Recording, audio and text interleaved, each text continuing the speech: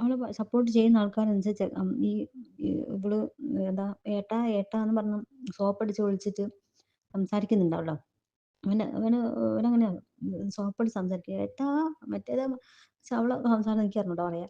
അപ്പൊ അതുപോലെ സംസാരിച്ചിട്ടാണ് ഇവളിങ്ങനെ ഇവരുടെ ചാക്കിലാക്കിയിരിക്കുന്നത്. അങ്ങനെയാണ് കുറെ ആണുങ്ങൾ മാത്രം നമുക്ക് സപ്പോർട്ട്. പിന്നെ അവളെ കുറച്ച് ഫ്രണ്ട്സാണ് നമുക്ക് സപ്പോർട്ടുള്ളത്.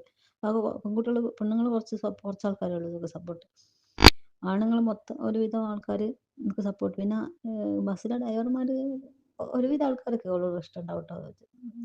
എന്താ വെച്ചാൽ പറഞ്ഞ പോലെ ഈ അരുണ് അവളെ കൂട്ടിക്കൊടുക്കുന്നുണ്ട് എന്തായാലും.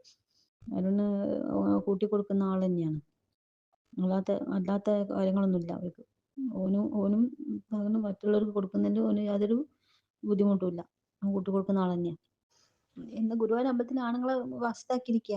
ഏതോ നമ്പൂതിരിനെയും മറ്റേ മറിച്ചതിനെ കയ്യോളി ഇങ്ങനെ ചിരിച്ച് കുഴഞ്ഞാടി സംസാരിക്കുന്നത് ചില ആണുങ്ങൾക്ക് ഇഷ്ടമാണല്ലോ. ഒരുവിധ ആണുങ്ങൾക്ക് ഇഷ്ടമാണല്ലോ. അങ്ങനെയാണ് ഇതാക്കിയിരിക്കുന്നത്. ഒരുവിധ ആണുങ്ങളുണ്ടോ, ഒരുവിധ ആണുങ്ങൾ മൊത്തം ഈ കുഴഞ്ഞാടുന്ന പെണ്ണുങ്ങളെ കൂടെ നടക്കുന്ന ആൾക്കാർ തന്നെയാണ്. ആരുമില്ല നല്ല ആൾക്കാരൊന്നും. അപ്പോൾ ഗുരുവായൂരിലൊരു എല്ലാ ആണുങ്ങളും ഇവളെ ബാക്കിൽ തന്നെ നടക്കുക. അത് ഇഷ്ടപ്പെടാത്ത ആൾക്കാർ കുറച്ചുണ്ടാവുള്ളൂ.